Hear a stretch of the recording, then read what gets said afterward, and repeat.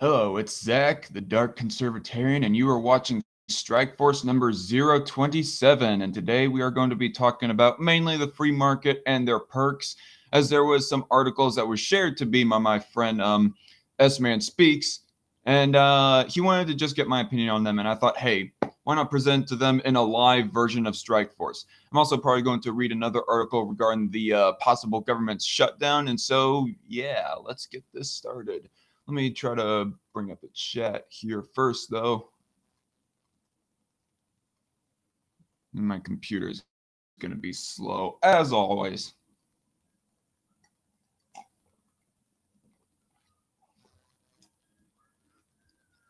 Don't tread on my free market.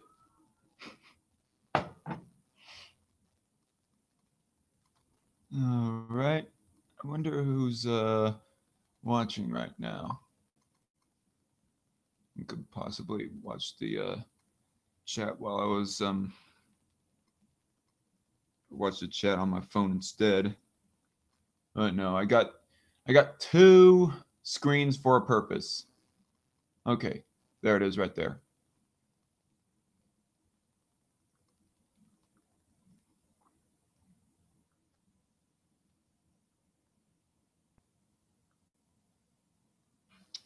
Okay.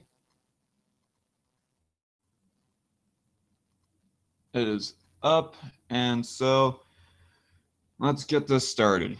The first one that was shared to me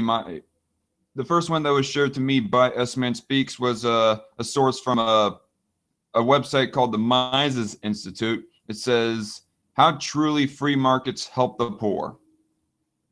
Discussing poverty as an advocate of free markets is tricky business in today's world. If one takes poverty seriously and points out the very real plight of the impoverished, it is often assumed that one must therefore be advocating for government solutions, it puts it in quotes, to the problem. The knee-jerk reaction of many defenders of free markets is to simply deny that poverty exists much at all, or that if the poor just try a little harder or aren't so lazy, they won't be poor anymore.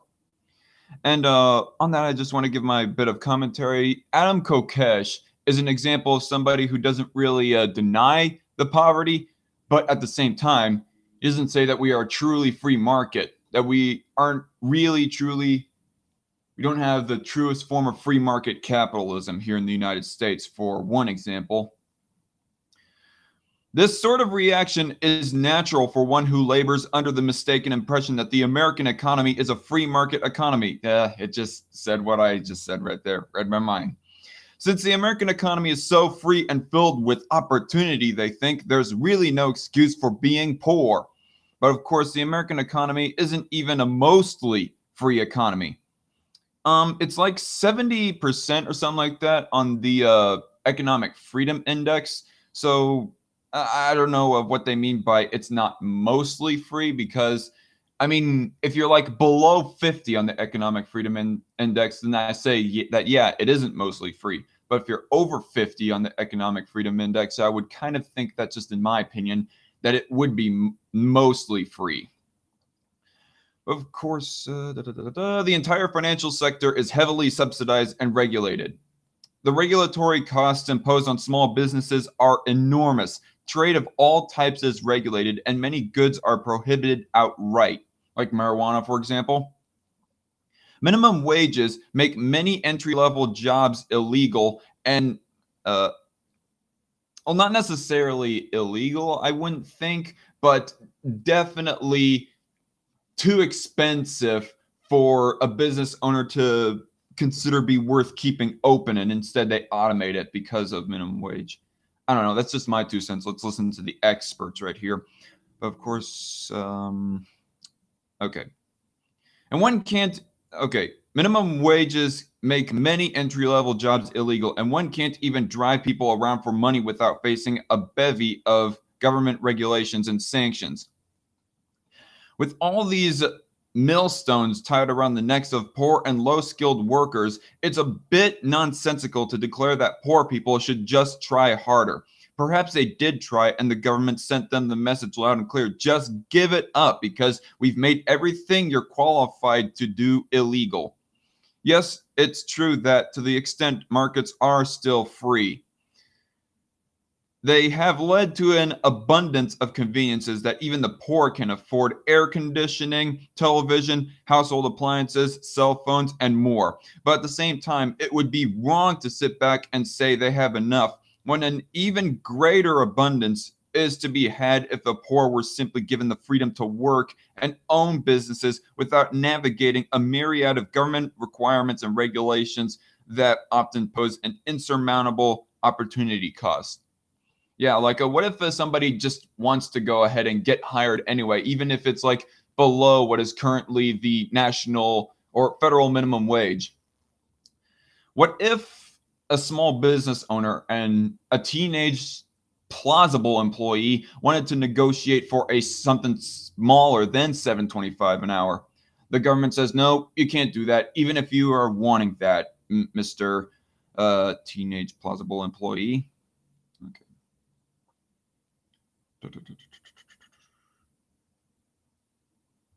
Okay, trying to find my place here again. There are several ways that a turn to freer markets would open up a whole world to low-income families and unskilled workers immediately. Okay, so this one section is end the minimum wage. This is one of the worst offenders since it renders jobs illegal for the most unskilled workers and hits the poor the hardest. As explained in the pages of Mises.org, here other links, but we aren't going to dive into those because I only have a limited amount of time here. The primary effect of the minimum wage is to make the lowest skilled workers legally unemployable. In other words, if the minimum wage is $10 per hour and a worker only produces $8 of goods or services, he will never be hired. Naturally, with a little experience and unproductive, that's the thing. I mean, if somebody is slow, they will not, the employer will not consider you worth $10 an hour. Naturally, with a little experience, an unproductive, in the economic sense of the word, worker becomes more productive with job experience. But with a minimum wage, how is the worker supposed to get his first job in order to gain that said experience?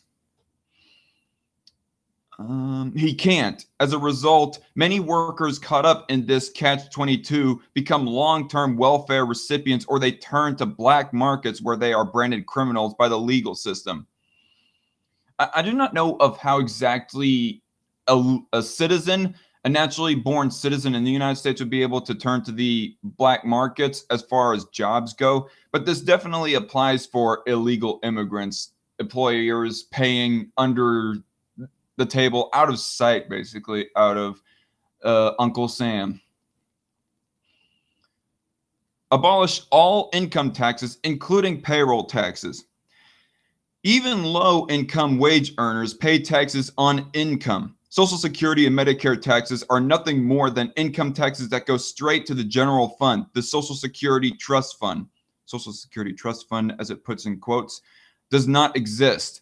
That claim by Mitt Romney that half the country doesn't pay income taxes was never anything more than disingenuous political hair splitting. Payroll taxes are income taxes, and we all know they have a big bite out of our paychecks as all income levels. Yeah, I'm pretty much a working class member myself, and I obviously pay income taxes. I get it gouged right out, taken right out of my check.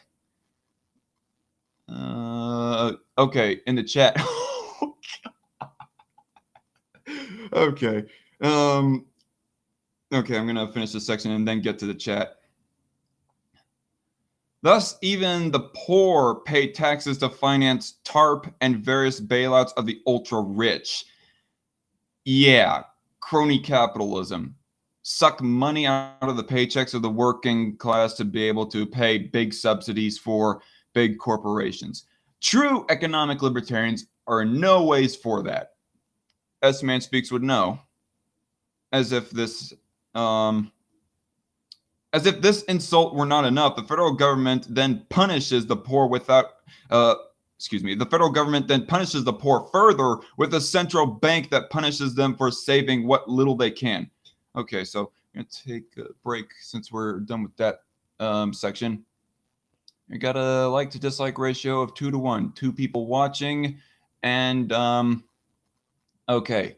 S-Man Speaks is in the chat. He says, opening up, the best version of Strike Force. Well, if you missed the live version of Strike Force, why didn't you say so? I mean, I thought you kind of, I don't know. Yeah, maybe I'll just go back to this officially since it's a little bit more funner and more expedient to get out of the way. Google it. It is in the chat. Oh, man. I can't even say it. He's got that derpy face of no bullshit as her profile picture. Like, seriously, Google it. Oh, man. Yeah, no bullshit is really rocking that Seth Rogen, that love child of Seth Rogen and Dolph Lundgren look going on. And Google it anyway. Says in the chat, I would come at you, but you can't please me. Oh, God. Oh, shit. Chat is also in the chat. She says, Australian minimum wage ranges from $16 to $23. S-Man Speaks says, hey, Cat. Cat Chat says, hi. S-Man Speaks asks, how are you? Cat Chat says, I'm okay, you. S-Man Speaks is advertising the debate in the chat. Says, S-Man Speaks and the Dark Conservatarian versus Cult of Ham and some random G33K. Some random geek. He says also, by the way, it was JJ who didn't like this version. Actually, I'm not so sure if JJ really liked any version of Strike Force. I mean, he thought that the articles that I selected were kind of boring, and he never seemed to really watch the pre-recorded versions. Google says, you fapped this profile picture. Fuck no. Fuck no, Google it. That's disgusting. That picture just flat out horrifies me. S-Man Speak says, I'm good, Cat. I like this one. Okay. I'll definitely keep it in mind, S-Man. I guess I'll just go back to the live versions like every Sunday instead of every Friday, because Fridays, a good portion of the time, oh God, S-Man Speaks is rolling on the floor laughing in the chat. Very funny. Wait, what? Oh, okay. So that was my messenger. Anyway, yeah, I guess I'll go back to this and do it every Sunday afternoon instead of every Friday afternoon, because Fridays I do not know of what plans with friends that I might have. Plus, on top of that, overtime at work. I do not know when I might get overtime, so it might not be a consistent schedule. But I think with Sunday afternoons, it might be a more consistent schedule for getting out these strike forces. And the Fed. The Federal Reserve and central banks in general have in recent decades functioned largely to push down interest rates and devalue the currency. The Federal Reserve, in addition to giving us the gift of the boom-bust cycle, has been key in bailing out huge, too-big-to-fail corporations and has facilitated endless government spending on wars, corporate welfare, and social programs. Whether the amount of money poured into low-income households via social programs rivals the amount of money sucked out of them in the form of devalued currency and below inflation interest rates for low-income savers remains to be seen. Okay, how much longer does this go on? Because if it's going to go on for quite a while, I might just go to the next article. I don't know. Okay, not much longer. I think we're like halfway through. find my place again. Fed. What we do know is that the Fed's commitment to low interest rates has made it almost impossible to save money through savings accounts and other low-risk traditional investments. Once upon a time, it might have been possible to put money in a savings account or CD and receive a respectable amount of interest on those funds and at least earn an interest rate that exceeded the inflation rate. Try wrapping your head around that one. I mean, I'm not an economist. I cannot quite wrap my head around it. I'm dumb. I'm pretty much just dumb. I'm one of the dumb people of the world.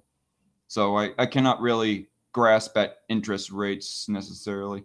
But anyway, that certainly isn't possible today. If you're poor and try to make any returns off a savings account or CD, you're out of luck. You'll be very lucky to get 0.9%, and you'll probably get lower than that. Meanwhile, the official low-ball inflation rate is well above that. So your savings lose value in real terms constantly. You might as well keep that money in your mattress, where your money will also constantly lose value.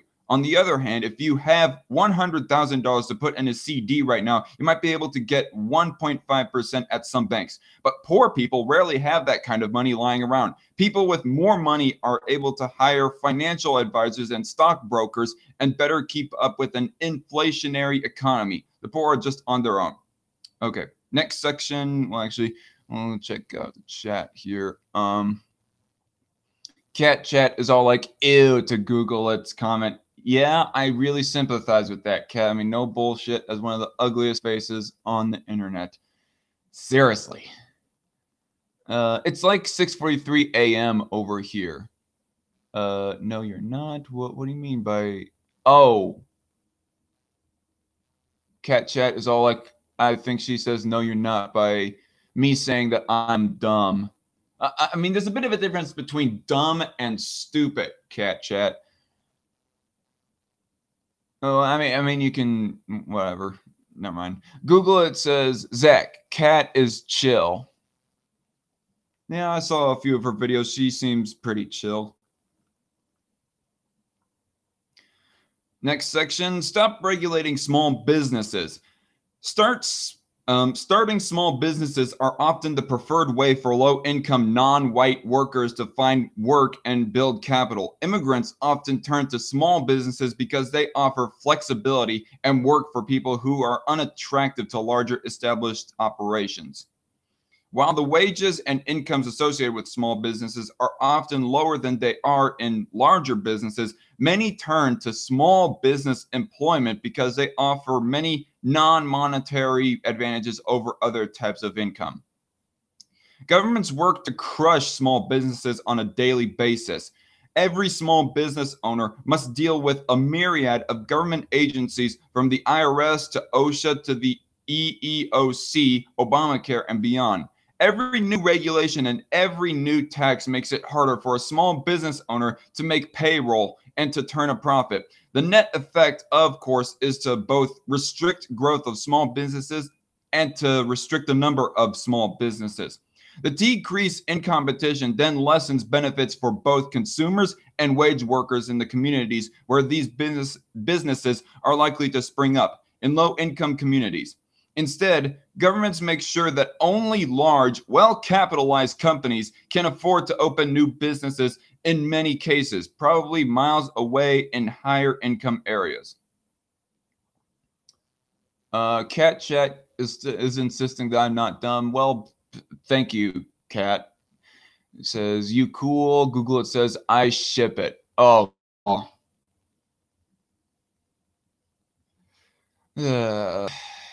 Cat Chat says, I'm in Australia. S-Man Speak says, what the fuck?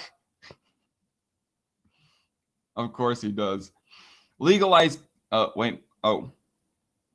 Next section, legalize poverty. Everywhere the government intervenes to help, we find not more choice but less, not more jobs but fewer. Do you want to start up your own taxi service by driving people around? Forget about it if you have not obtained all the applicable and costly government licenses. Do you want to rent out your converted garage to tenants for cash? Too bad. Zoning laws don't allow it.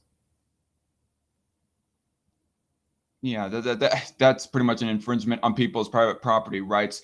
What business does the government have if I want to rent out my basement or my garage or whatever to somebody else to reside in for a while? What is it? What business is it of you, Uncle Sam? Seriously. Do you want to get a job at $5 per hour for your teenage son who has no skills? Sorry, that's illegal too. Do you need a loan, but you're a high risk borrower? Get lost. We'd have to charge you a high interest rate. That's usury, and it's not allowed. We're told every day that the only solution to poverty is more government power, more government regulation, more central planning, bigger deficits, and less freedom. The true solution, however, is better described by a left-wing slogan: legalize poverty. The left usually says this when homeless people are being thrown off government property, but it's better applied to the many types of free enterprise that are placed out of reach to the poor by government edicts. So many low-income workers must turn to black markets and low-wage semi-legal work because that's all that's open to them. It's simply illegal for them to find entry-level work in mainstream enterprises, keep all of their meager wages, or start up small enterprises. Needless to say, these assaults on free markets help no one but the government agents paid to enforce them. End article.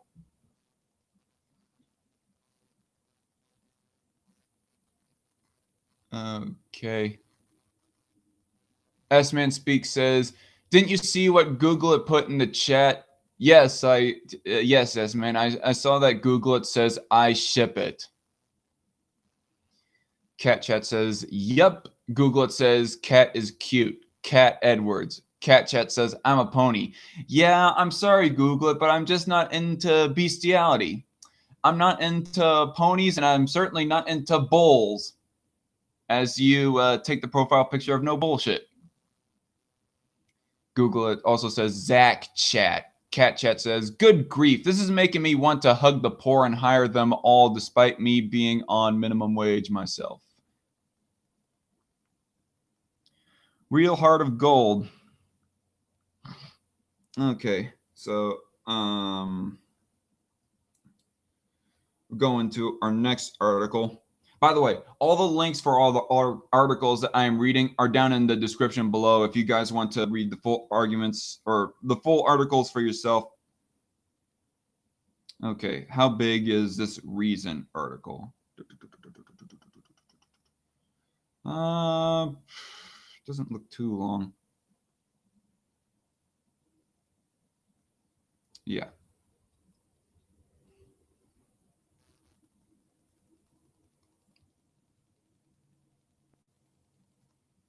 Google it says, Zach has sex with illegals in order to be quiet.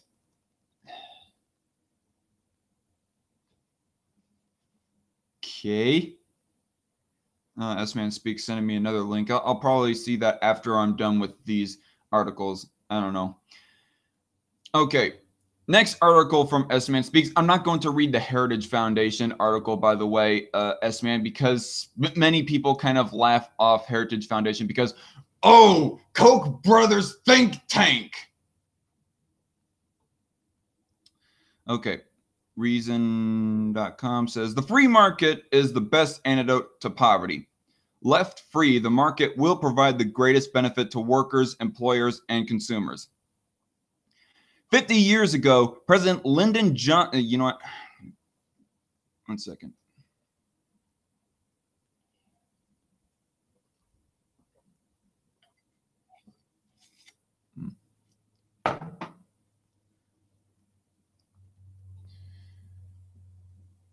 "50 years ago, President Lyndon Johnson declared war on poverty. It sounded great to me. I was taught at Princeton. We're a rich country. All we have to do is tax the rich and then use that money to create programs that will lift the poor out of poverty. Government created job training programs for the strong and expanded Social Security for the weak.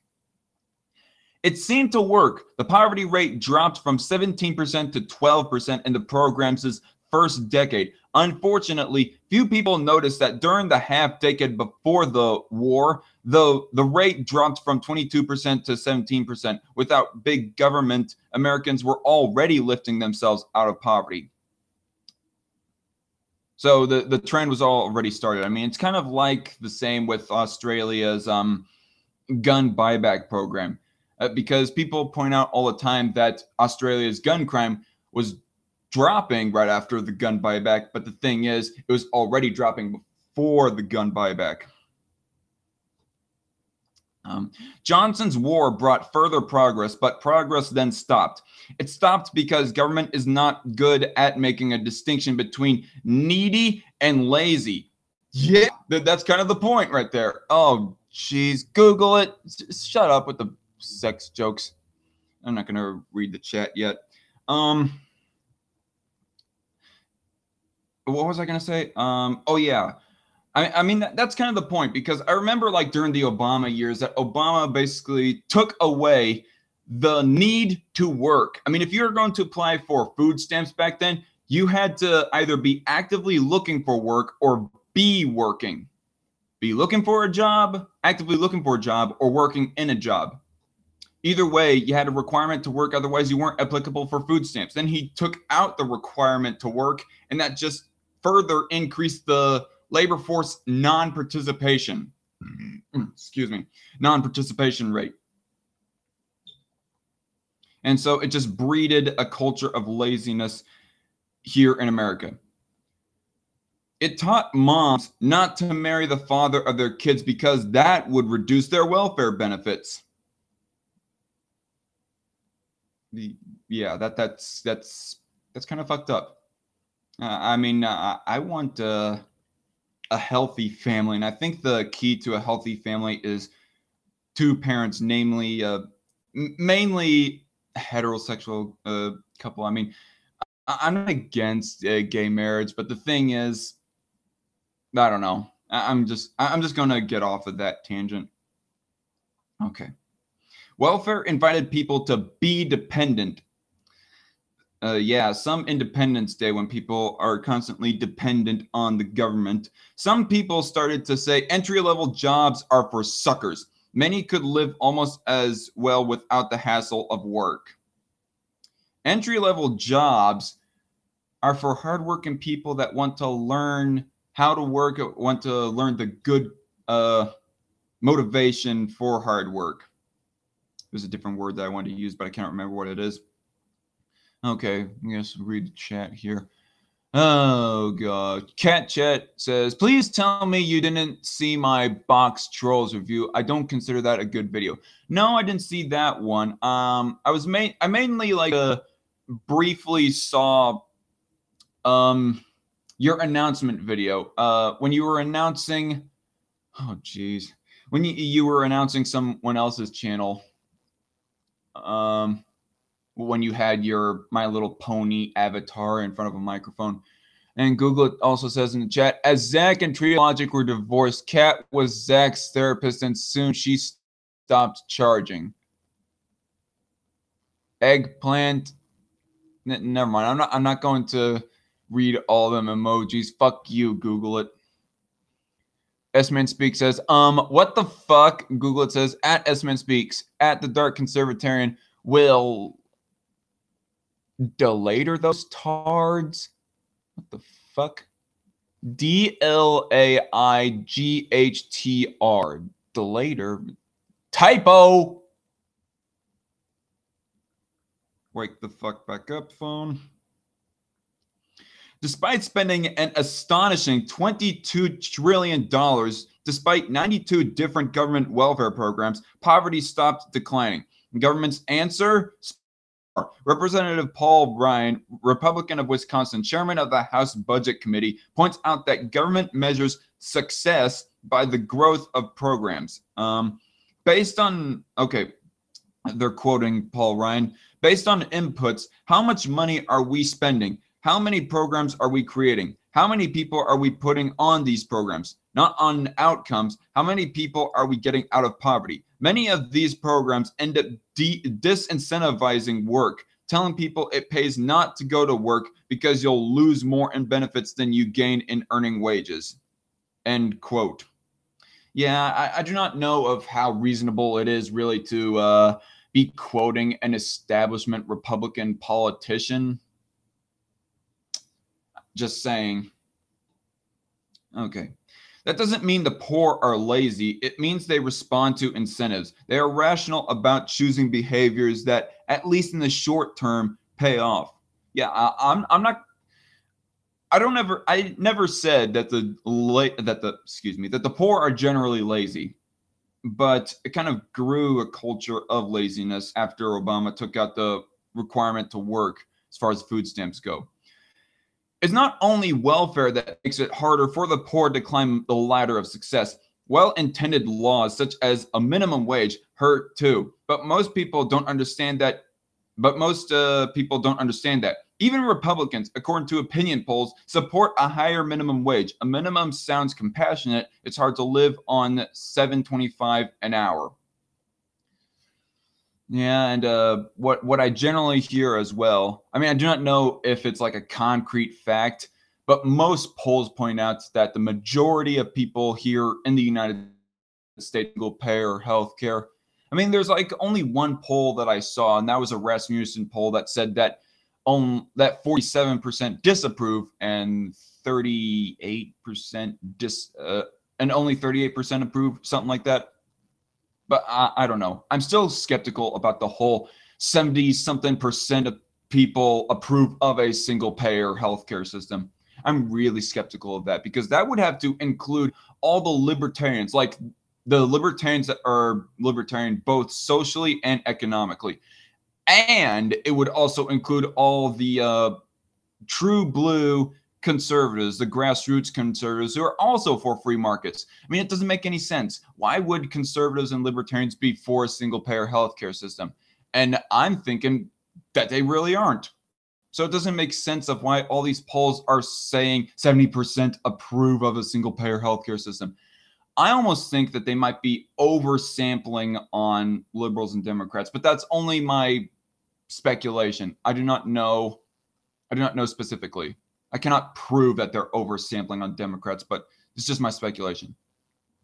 S-Man Speaks says, I think you meant to say slaughter, Google it. You have some nice videos, Kat. Oh, yeah. Well, thanks for the encouragement, Google it. Cat Chat says, thanks. By the way, people being dependent on government help here too. It's a real problem. At least I eventually got a job. S-Man Speaks says, the dark conservative skeptic. Google it says, never mind. I ship S-Man and Cat. Got him.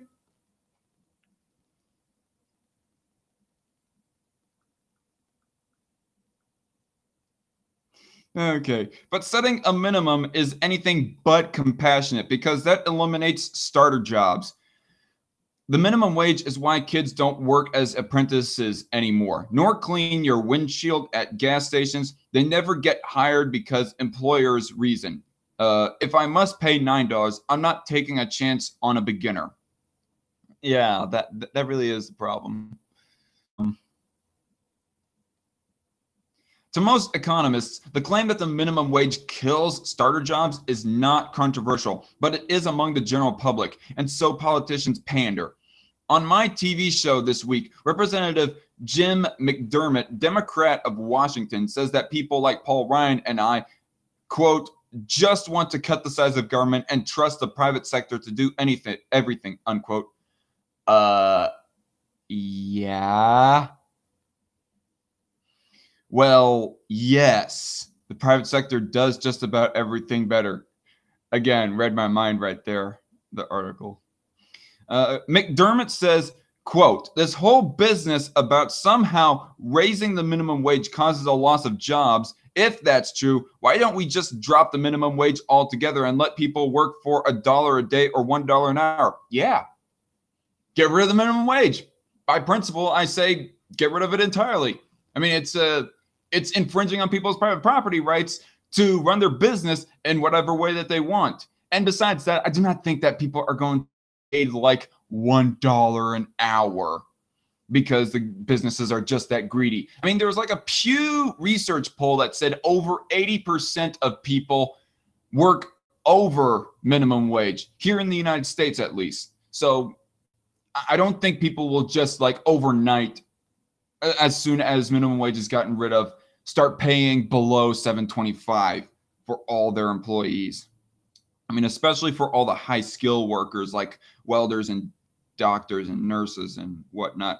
Okay, let's do it. It's not as if wages are set by the minimum wage. That is a great conceit of the central planners, thinking that only government prevents employers from paying workers nearly nothing. But the reason Americans don't work, Owen McDonald, that even being paid $10 an hour is basically nothing. And yet, or $12 an hour. I live off around that range. So Owen can go fuck himself. But the reason Americans don't work for $1 an hour is competition, not government minimums. Competition is what forces companies to pay workers more. It doesn't much matter that the law says they can pay as low as $7.25. Only 4% of American workers now make that little. 95% make more. Okay.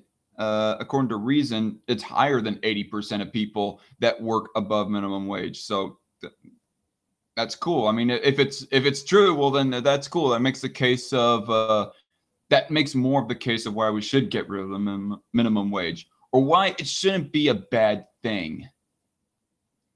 The free market will sort this out. If politicians would just let it. Left free, the market will provide the greatest benefit to workers, employers, and consumers, while allowing charity as well. It would all happen faster if politicians stopped imagining that they are the cause of everything. End article. So we'll move up to Perk. After we get caught up on the chat here.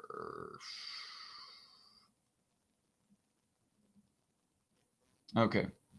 So S-Man Speaks says, Kat's nice and all, but I don't know her. Cat Chat says, starter jobs are important. Oh, starter jobs are important, government.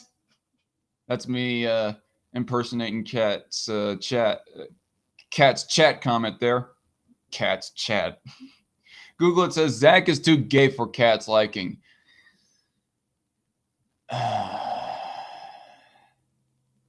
Whatever, what the fuck ever. Google it.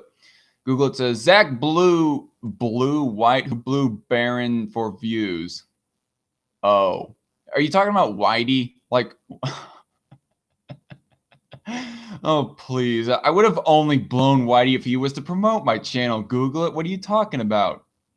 I mean, I know, yes, Whitey blew Baron, but I have yet to have blew Whitey. Digging myself in a hole here. Cat Chat says, he's hundreds of miles away. Google it. Please stop. Google it says, I troll Zach all the time, Katie. Yeah, Cat, it's all right. I mean, I'm used to Google it being in the chat, being a shithead like this. Cat Chat says, I mean with the gap jokes. Fap, I mean. Gap jokes. I thought you were referring to the minimum wage or the gender pay gap for a second there, Cat. But no, she meant fap. I mean, stop it with the fap jokes. Stupid autocorrect.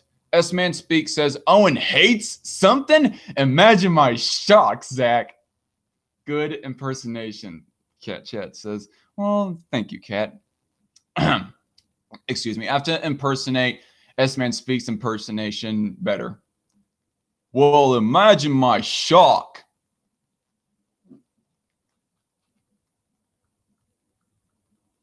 Yeah, I gotta say, I miss doing Strike Force this way. Okay, the next article here is from PERC, P-E-R-C, Property and Environment Research Center. How free markets protect the environment. Now, this is actually an old article. This was posted in 1992, but excuse me, it might still have some relevant information for our day and age.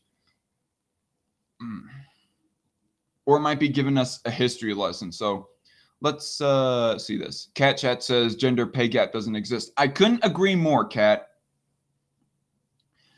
This essay is excerpted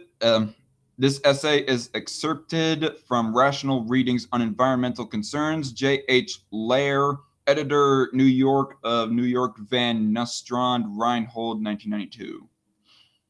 So we've been going on for about 39 minutes now. I think I might go ahead and do the fourth article that I had in store. Conventional economic wisdom, in a theory first propounded by Nobel laureate Paul Samuelson, holds that the unregulated market cannot be expected to protect the environment. In this theory, clean air and water are public goods whose value is not well reflected by market processes.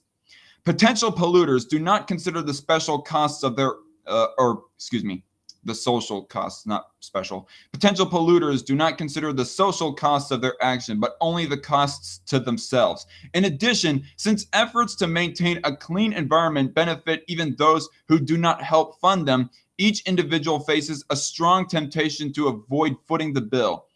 This analysis has become so accepted that many people now see no alternative to the system of government environmental regulation and control that has been pieced together over the past 2 decades. By over past 2 decades, they mean from 1970 to the current year of this article, that being 1999. 1992, excuse me. 1992, that is over 2 decades ago. Wow. Holy cow.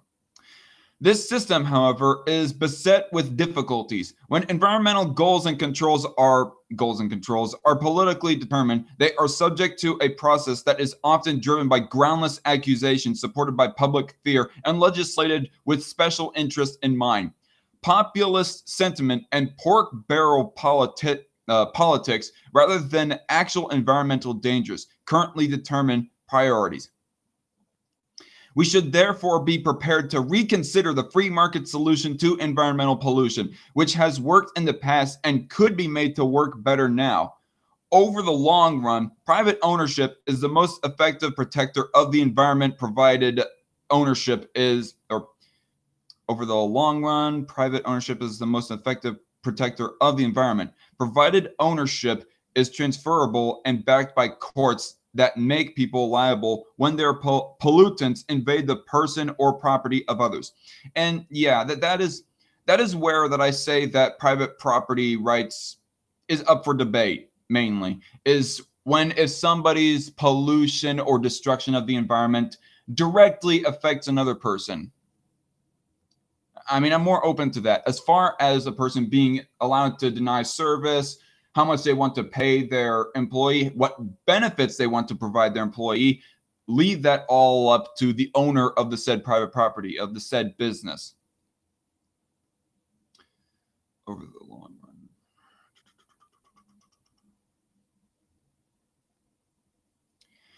The system of private ownership would protect the environment for the same reason that it protects other kind of property, because it encourages good stewardship. Now, I want to kind of expand on this. And in recent years, over the second Obama year, I heard that natural gas has been taking over coal as far as the energy of all of our buildings goes as a utility.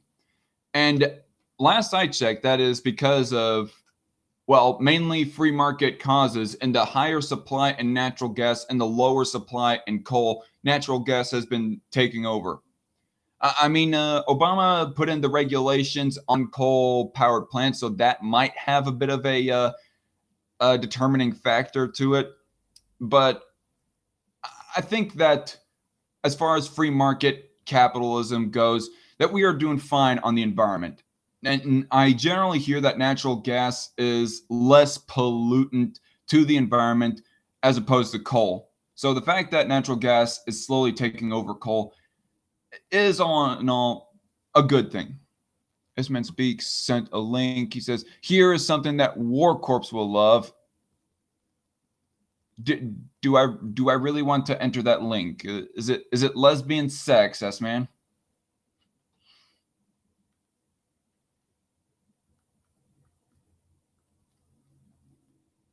Oh, and also there's the fact that as far as transportation goes, we haven't been getting more and more cleaner forms of transportation because of government, but because of private endeavors. Not only is there like SpaceX and other privatized space companies who are thriving ever since Obama defunded NASA, but there's also Elon Musk that has making big investments into clean transportation. And I hear that progress is going well on that. I mean, I would have to like read an actual article. Maybe that's something that I'll do next Sunday is read, or wait, no, I'm not available next Sunday. Never mind. Yeah, by the way, next weekend I have a bit of a business trip, so no strike force. I'm not at all available Friday through Sunday, the 26th through 28th. So sorry, guys. No strike force next Sunday. Okay. Maybe I'll do it the Monday afterwards instead. I don't know. Property rights and accountability. When backed by effective liability laws, private property rights tend to work well. Because well-tended property increases its value, private owners generally take care not to despoil their land.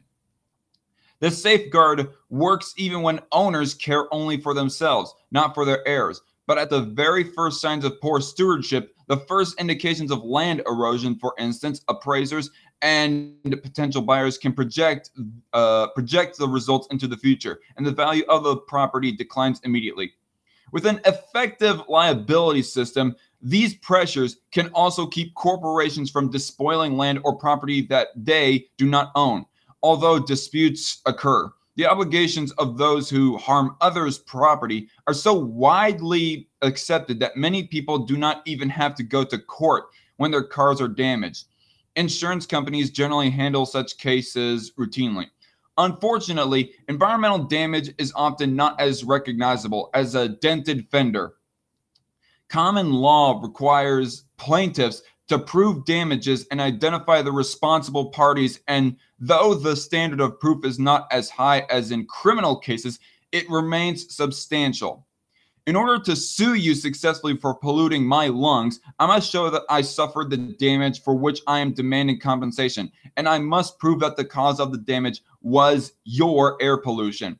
And really, that's the thing. I mean, if somebody's polluting the air and ultimately a populace, like they all eventually get lung cancer because of such pollutions, it's really hard to try and make somebody suffer the consequences of that, because that's an indirect damaging of your health and not necessarily a direct damaging of your health. I mean, if somebody was to like turn on a car while the garage door was shut and there were other people in there, and then you release all the carbon monoxide within the garage and everybody eventually dies because of carbon monoxide poisoning, that I think would be more of a direct case of somebody damaging other people's laws. And then the person that turned on the car would be charged for damaging another person's body or for murder or so forth.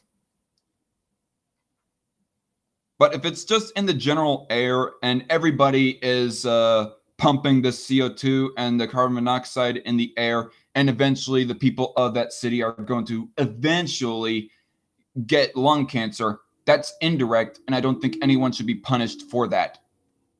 That's my opinion. In order to sue you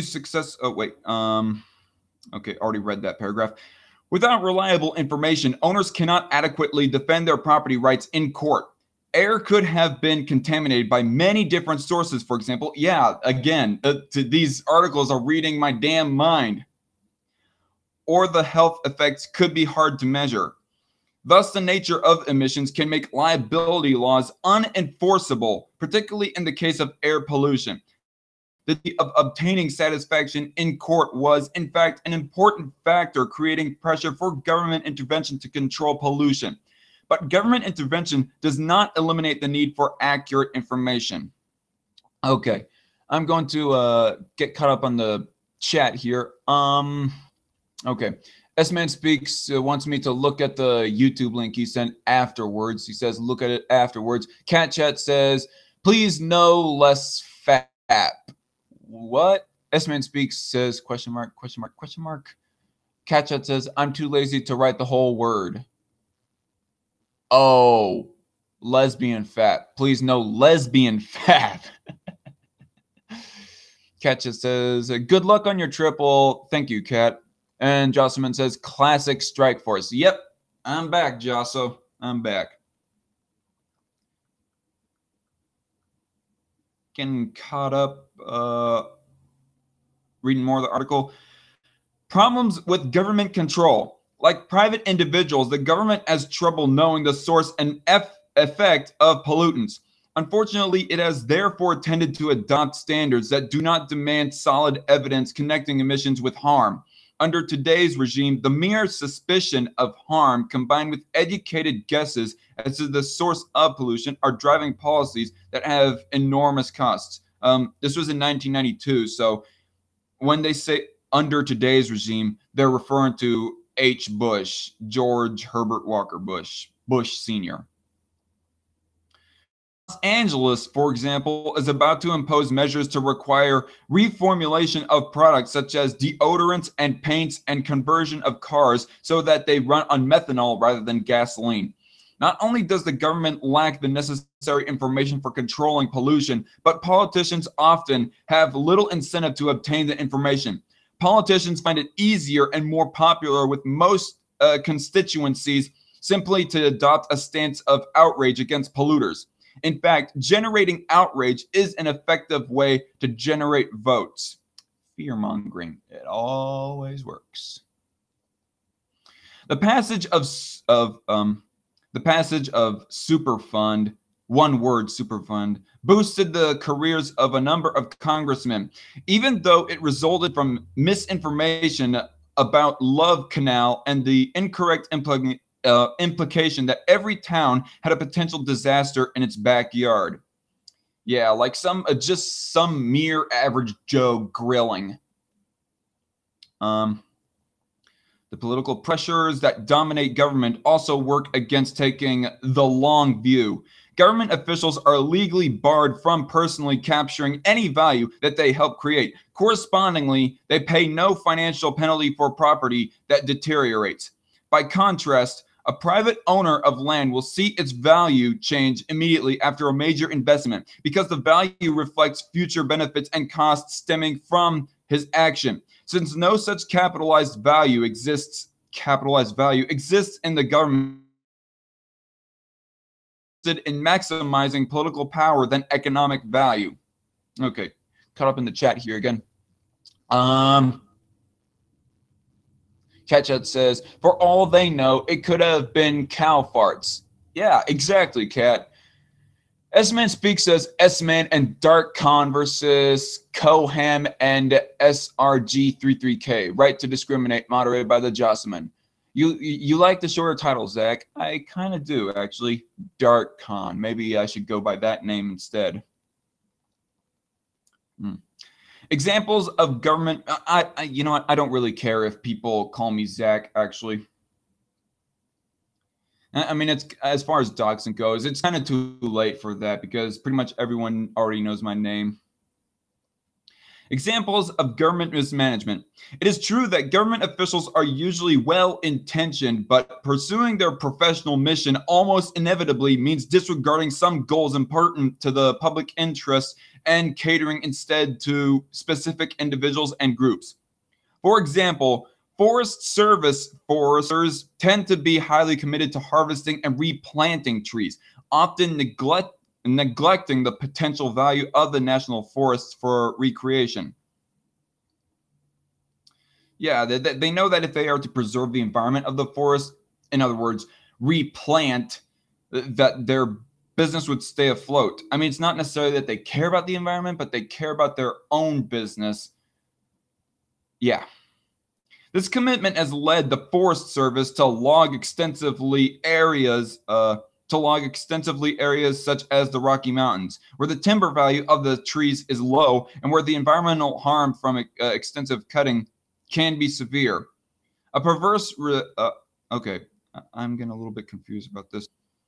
I'm going to restart that one paragraph. For example, Forest Service foresters tend to be highly committed to harvesting and replanting trees, often neglecting the potential value of the national forests for recreation. This commitment has led the Forest Service to log extensively areas such as the Rocky Mountains, where the timber value of the trees is low and where the environmental harm from extensive cutting can be severe. A perverse result is that the harvested trees command prices lower than the cost of the taxpayer of cutting them down. Politics also affects our national parks. The National Park Service generally follows the views of the leaders of prestigious environmental groups, even though the policies that this small minority espouses are not necessarily those that most Americans want. The decision to allow fires to burn in spite of decades worth of fuel buildup led to the devastation of much of Yellowstone in the summer of 1988. While environmental leaders endorse these policies because they minimize human intervention, the disappearance of wildlife such as the beaver and the grizzly bear disturbs many people. One reason the harm is so severe is that it follows decades of the opposite extreme intervention, during which park rangers killed all Yellowstone's wolves and suppressed all fires. S-Man Speaks Dark Con would be a nickname. Yeah, I'll go with that. Other examples of destructive, or at least questionable, government actions abound. For many years, the Bureau of Reclamation built costly dams that flooded thousands of acres of habitat. Today, feral horses and burros are harming federally owned rangelands, but they cannot be controlled because of opposition from animal rights groups. And until recently, the Bureau of Land Management, which oversees rangeland, was routinely using crawler tractors to pull up bushes and small trees in large stretches of grazing land, despite a low cost-benefit ratio on much of the land. If you guys are about as confused as me, that's all right. Cat Chat says there ain't no beavers no more. I think they're mainly talking about the area around Yellowstone, not saying that there are no beavers in the United States anymore. But yeah. Improving the common law. The common law of... Okay, one second. I'm getting parched. My throat is starting to sound like Alex Jones right now.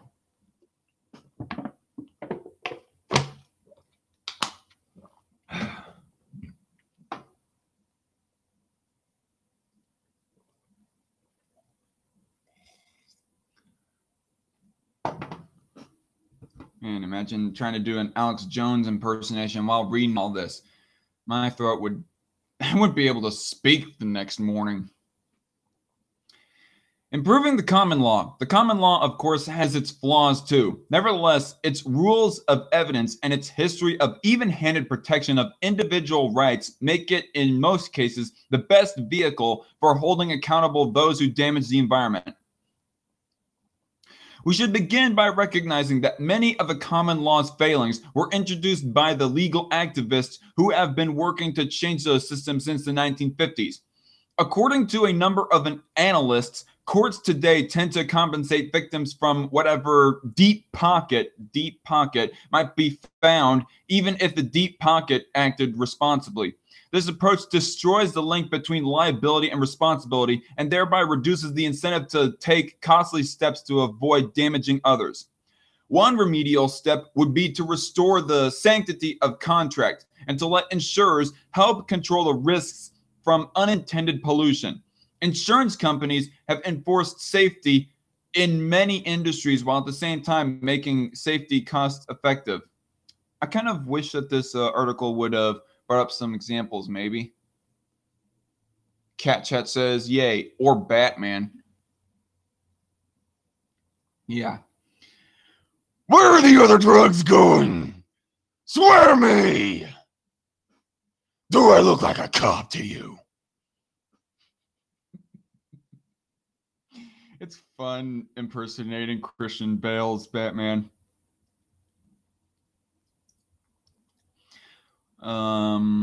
think I already read that paragraph, so moving down. In addition, governments could rely less heavily on direct regulation and instead require environmentally risky ventures, such as hazardous waste dumps, to be bonded or insured. Both bonds and insurance can provide the accountability that is otherwise absent when insolvency or bankruptcy prevents companies from compensating victims. A firm that has posted a large bond in case of liability claims will have a much stronger incentive to handle its hazardous materials safely and efficiently. Increased emphasis on accountability through the common law could lead to other salutary developments. For example, chemicals that might escape into the water or air might be branded by dyes or radioactive isotopes to help identify their source. Responsible could protect themselves with branding because they would be in the clear if contaminants that cause damage did not carry their brands.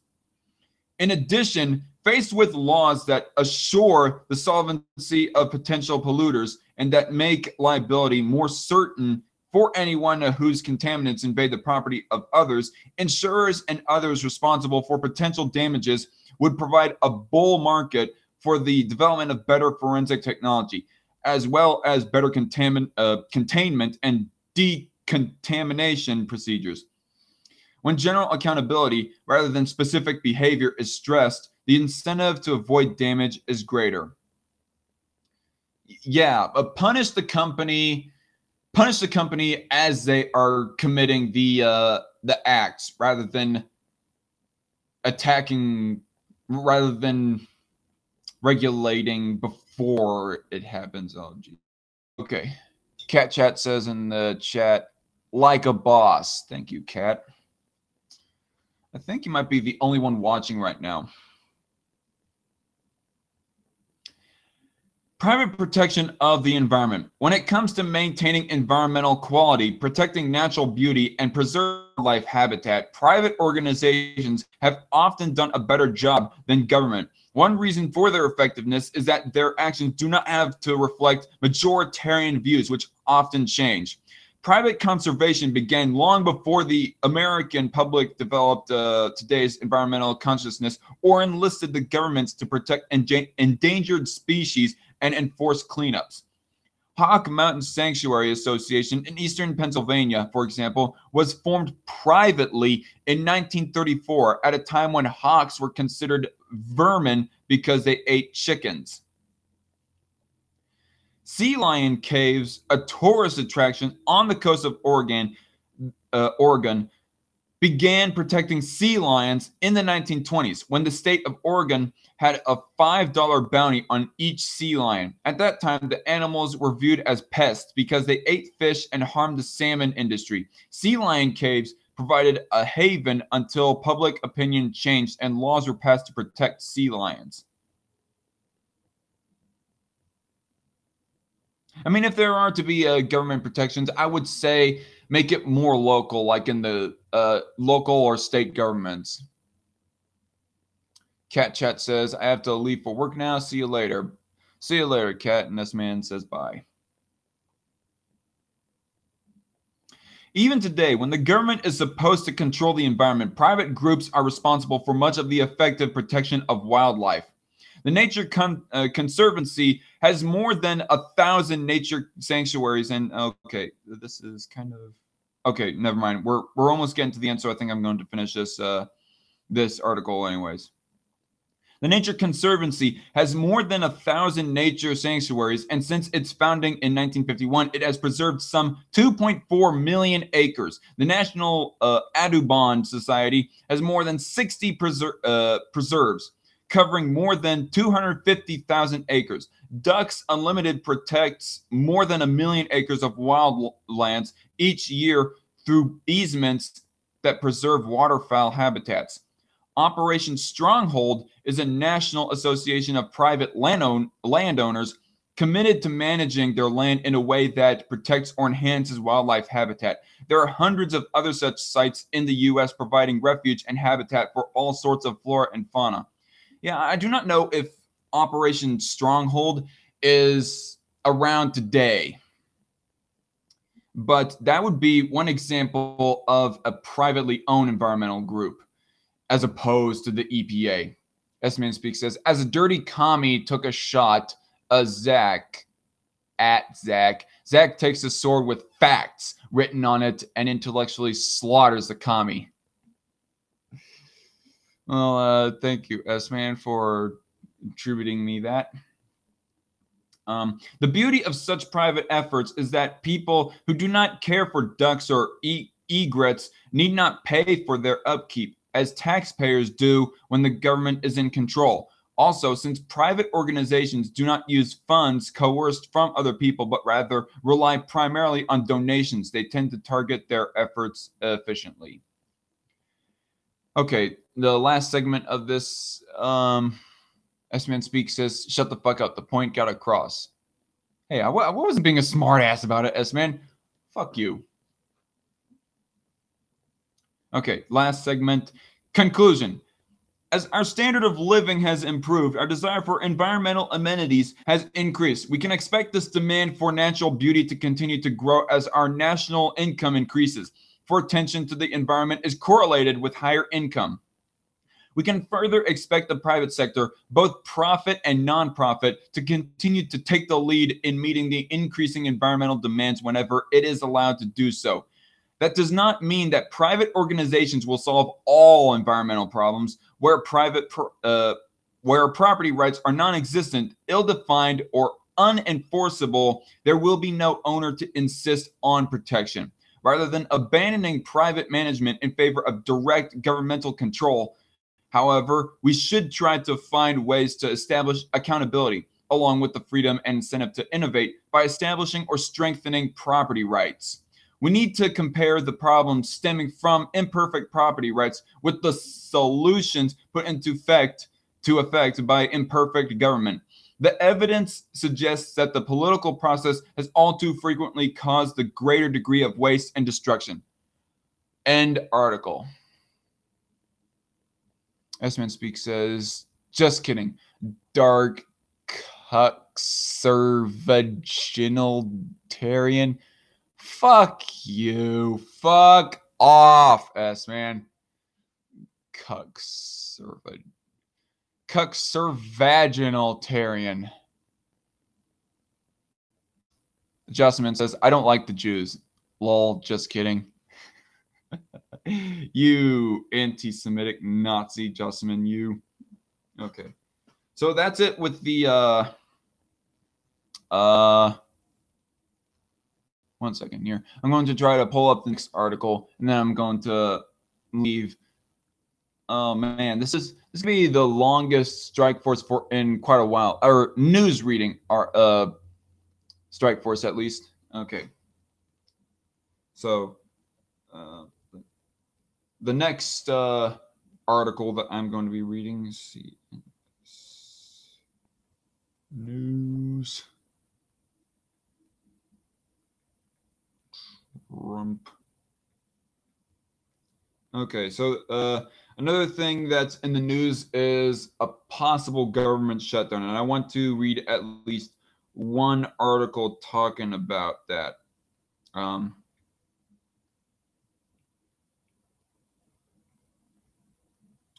Okay. Trump won't negotiate status. Okay. I only have like 3 tabs to pull up news articles. Is why that I'm having to like type it in manually like this. Trump won't negotiate status of unlawful. Okay, well, let's just type that in, see if it'll give us. Okay, I think this is it.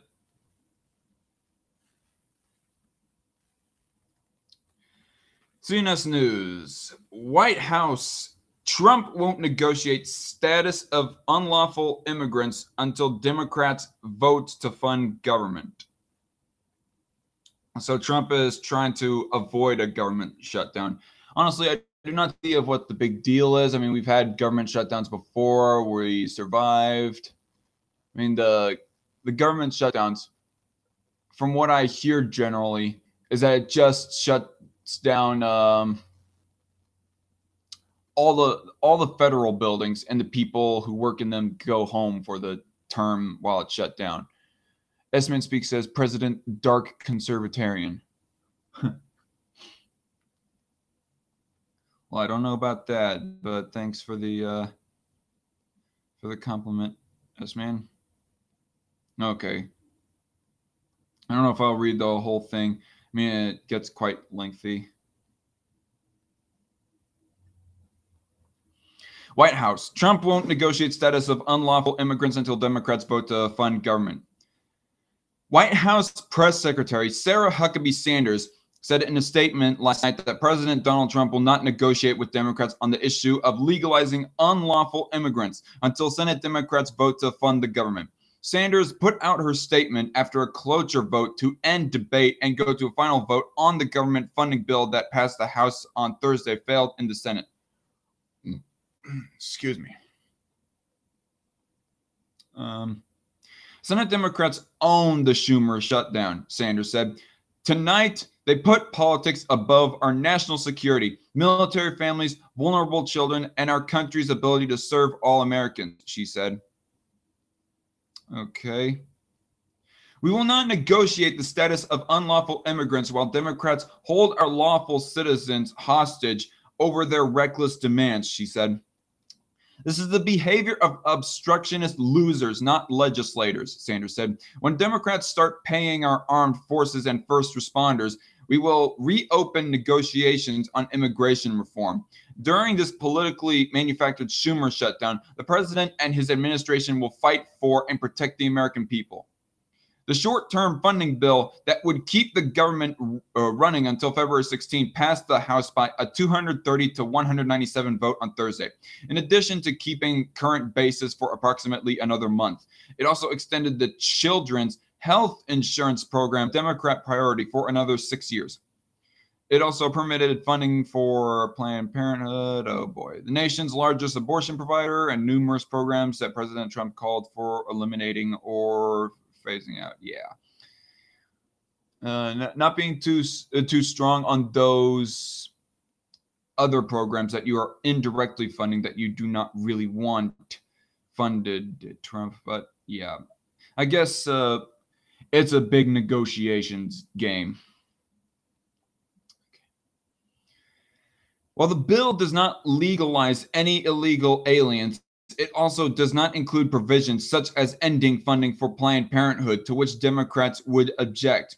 They don't oppose anything in there, White House Office of Management and Budget Director Mick Mulvaney said at a Friday press conference before the Senate vote. They have nothing in this bill that they do not like, said Mulvaney. The only reason they are not voting for it is that they want other things to be added to it, and they want a shutdown. That's the only explanation we have, end quote. While the bill does not defund anything the Democrats want funded, such as Planned Parenthood, it does not legalize any illegal aliens currently in the United States. So both sides get something that they want. Democrats get Planned Parenthood, and Republicans prevent illegal immigrants from being amnestied, or whatever the correct terminology might be. The Deferred Action for Childhood Arrival DACA program will expire on March 5th. It allows certain individuals who came to the United States as illegal aliens while still minors to stay and work legally in the United States. The congressional Democratic leadership wants to grant them permanent legal status in the United States. The main thing Democrats want added is DACA, a report from Mulvaney yesterday. Quote, there have been months of work, unquote, Mulvaney said. As you see with any major piece of legislation, it doesn't and shouldn't come together overnight. There's no DACA bill to vote on, and there's no emergency in terms of the Imming, I-M-I-N-G, Imming, I do not know if that's a real word, on DACA. DACA does not expire until March 5th, so there's absolutely no reason to tie these two things together right now, end quote. At least 60 senators need to vote to invoke cloture on a bill in the Senate, thus ending debate on it and moving to a final vote on the bill itself. The cloture vote on the spending bill last night was 50 to 49, with one senator, John McCain, Republican, Arizona, not voting. Why? Is his health preventing him from going to the Capitol building? I mean, this is why that you should retire, Senator McCain. I mean, you just recently suffered, what was it, a heart attack, a stroke? I don't know what the health problems were, but he was in the hospital for a while. And really, he just needs to get out for his own sake and the sake of the country, too. 5 Democrats voted for cloture. Tom Denley of Indiana, Heidi Heitkamp of North Dakota, Doug Jones of Alabama, Joe Manchin of West Virginia, Claire McCaskill of Montana. 5 Republicans voted against it. One of these was Senate Majority Leader Mitch McConnell, Kentucky, who voted against it so that under the rules, he could ask for the bill to be considered again. 2 others were Senator Jeff Flake of Republican Arizona and Senator Lindsey Graham, Republican of South Carolina. Still, 2 others were conservative.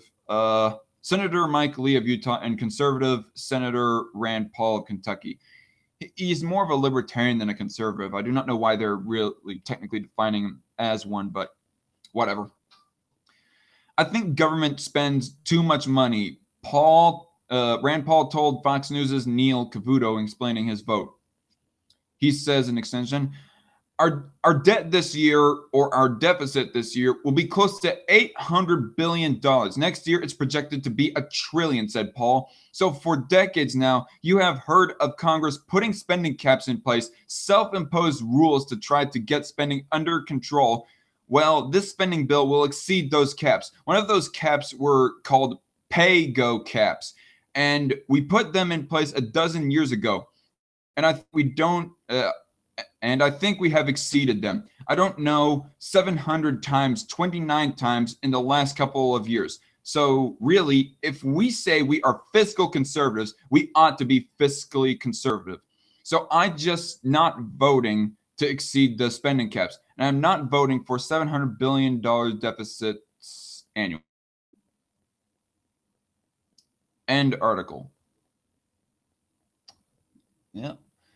Adjustment says that debate is gonna be great. I'll be moderating and all that. Esman Speaks says, wait, President Esman and Vice President Dark Khan. So if I get impeached, Zach succeeds to the presidency. Okay. So I guess to end off this, we'll just look at the link that Esman provided. Okay, here it is.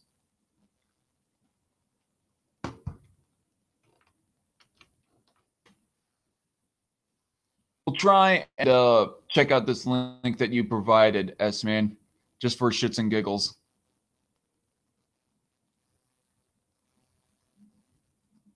I hope we help you with watch time, says S-Man Speaks. Well, I hope so too. I mean, hearing of how you need 4,000 hours. Is it 4,000 hours?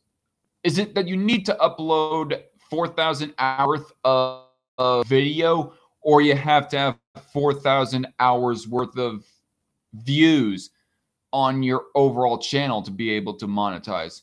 I don't know. I'd have to look more into that.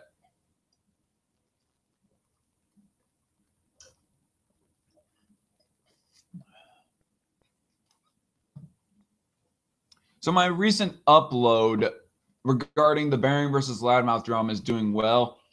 5 views, as 7 likes and 2 dislikes, and 9 comments. So that's cool. Okay. So we'll paste and I can't hardly see with these sunglasses because I also have the room dim. You know what? Fuck it. Turn on the lights.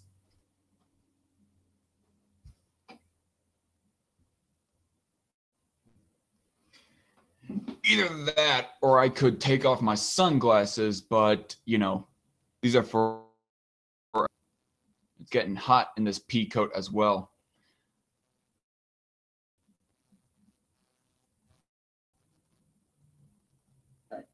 So, who do you perform with? I perform on camera by myself, also Okay. with men and Okay. with women. And what about in your personal life? Okay, Have it you says ever that done- YouTube is not. Oh god. And I have sex with men. Oh god. Okay, if it was a shorter video, S-Man, I would watch it on air and react to it live on air.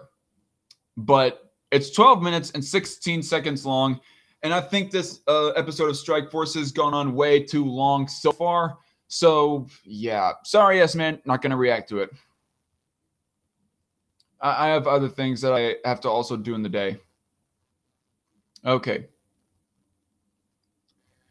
S-Man Speaks says in the chat 4,000 hours of watch time a year.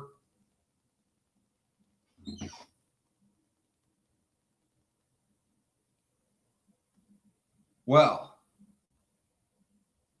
holy shit. Yeah, YouTube fucking sucks. Google fucking sucks. And notice I said Google, not Google it. Although,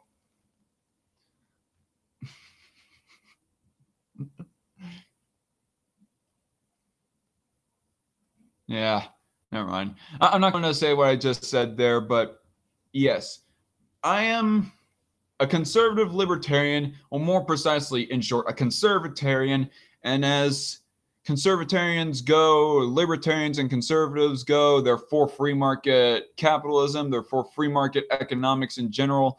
And I hope you guys enjoyed the program of me. Yeah. Of me reading about free markets. Sorry, there's just something in the recommendation here that says Brad Pitt leaves Bill Maher speechless on socialism. This is from a channel called Conservative Network. But yeah, I think I'm just going to end the program right here. But hey, back with the live versions. I will do this 2 Sundays from now as well. And I also plan on doing more interviews with more people that I disagree with. I might interview that secular hawk guy. I might interview some random geek and Cult of Ham. Maybe Mjolnir Man. Who knows? But for right now, this has been fun. It's great to be back in front of the webcam. I am Zach, the Dark Conservatarian, signing out. See ya.